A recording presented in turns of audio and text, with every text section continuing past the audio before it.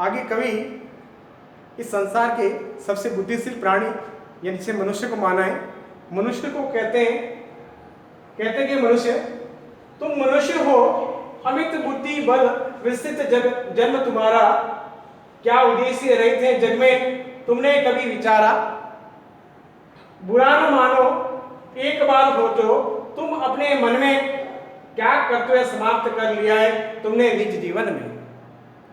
कवि इन 4 पंक्तियों के माध्यम से मनुष्य को अपना कर्तव्य बोध कराने का प्रयास कर रहा है।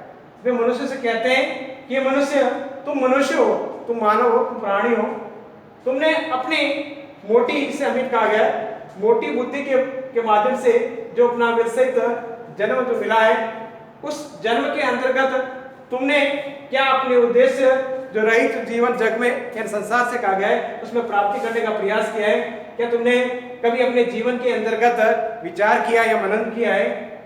वे कहते हैं कि मानव कभी न बुरा न मानो, एक बार अपने मन के अंदर के विचार या मनन करो और सोचो, क्या तुमने अपने कर्तव्य को समाप्त कर लिया या अपने कर्तव्य में आपने अपने जीवन के अंतर्गत कर्तव्य पा लिया या नहीं?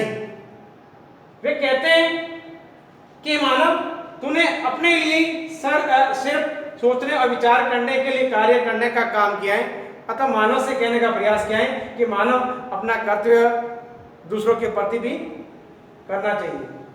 आगे कहते हैं कि केवल अपने लिए सोचते, मौज भरे गाते हो, पीते खाते सोते जगते हंसते सुख पाते हो, जग से दूर स्वार्थ साधन ही सतत तुम्हारा यश है, सोचो तुम ही कौन अब जग में तुम सा स्वार्थ विवश है। आगे 4 पंक्तियों में कवि मनुष्य को कह रहे हैं कि मनुष्य, आप अपने स्वयं के लिए विचार और मनन करते रहते हो, क्या दूसरों के लिए आप क्या कुछ कर सकते हैं? उसी बात को लेकर प्रेरित करते हुए कहते हैं कि केवल अपने लिए सोचते हो और अपने लिए मौज भरते हो या अपनी मौज करते हो, आप खुद स्वयं पीते हैं, आप स्वयं खाते हैं, सोते रहते हैं, जगते रहते हैं और अपनी खुशियों के लिए हंसते रहते हैं, इसके लिए आप सुख पाते रहते हैं। वे कहते हैं कि जग से दूर स्वार्थ साधन ही सतत तुम्हारा यश है।